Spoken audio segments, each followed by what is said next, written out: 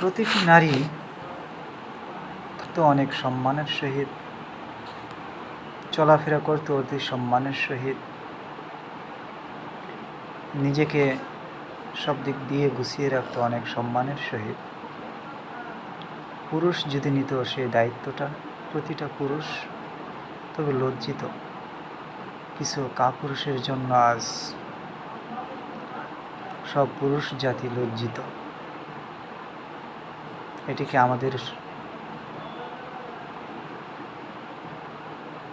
আমাদের লজ্জার বিষয় নয়?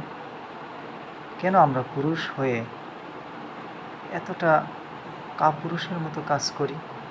চলুন না সবাই আমরা ভালোভাবে চলি, দেশটাকে সুন্দর করে ঘুরি, প্রতিটি নারীকে আমরা স্বাধীনতা দিই, সুন্দরভাবে বাঁচার অধিকার দিই।